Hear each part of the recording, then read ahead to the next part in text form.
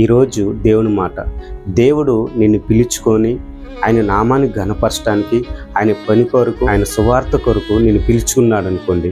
నిన్ను పిలుచుకున్నప్పుడు ఆ పని నువ్వు చేయకుండా ఆయన పనిని ప్రక్కగా పెట్టి నువ్వు ఉండేవారు ఉంటే మాత్రం, ఎటువంటి పరిస్థితిలో నువ్వు ఉన్నా ఆయన పనిని మర్చిపోయి నువ్వు సంతోషంగా తిరుగుతున్నా కానీ, మరలా నిన్ను శ్రమ పెట్టేనే కానీ ఆ పనిని చేపించుకునేవాడిగా ఉంటాడు. అవును, యోనా జీవితం కూడా చూసుకుంటే, నిననే పట్టణంలో పెద్ద ప్రళయం రాబోచున్నది, నువ్వు వెళ్ళి అక్కడ సువార్తను ప్రకటించుము, అక్కడ చెప్పుము, ఇలా జరుగుతుందన్నప్పుడు యోనాతో చెప్పినప్పుడు, యోనా అక్కడికి వెళ్ళకుండా నాకెందుకులే అనుకొని మరొక వైపు ప్రయాణం చేస్తున్నప్పుడు, ఆ పడవ మీద గాలి వాన రాగానే యోనాని ఎత్తి సముద్రంలో వేయగానే ఒక చేప యోనాని మింగినప్పుడు, అప్పుడు యోనా ఆ గర్భంలో దేవునికి మొరపెట్టుకుంటాడు. అవును,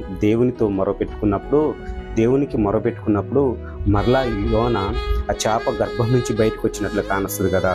అవును, ఎందుకంటే ఈరోజు ఈ మాట ఎందుకు చెప్తున్నానంటే, దేవుని నామాన్ని ప్రకటించడానికి నేను పిలుచుకున్నప్పుడు ఆయన చెప్పిన మాట నువ్వు వినకుంటే మాత్రం, యోనాకి ఏ పరిస్థితి పట్టిందో అదే పరిస్థితి మన జీవితాల్లో కూడా పట్టింది. అవును, దేవుడు మరలా నువ్వు అలాంటి పరిస్థితిలో ఉన్నట్లే మాత్రం నిన్ను సరిచేసి, శ్రమ పెట్టి, అవమానించి మరలా నిన్ను దేవుడి చెంతకు వచ్చేంతవరకు దేవుడు అలాగే చేస్తాడు. అవును, ఇలాంటి పరిస్థితులలో ఈరోజు ఉన్నట్లయితే మాత్రం యోనా లెక్క దేవుని మాట వినకుండా ఉండటం కాదులే, కానీ దేవుని మాటకు లోబడే వారికి ఉన్నట్లయితే మాత్రం మన జీవితం ఎంతో అద్భుతంగా ఉంటుందని ఈరోజు ఈ మాట తెలియపరుచుతున్నాను.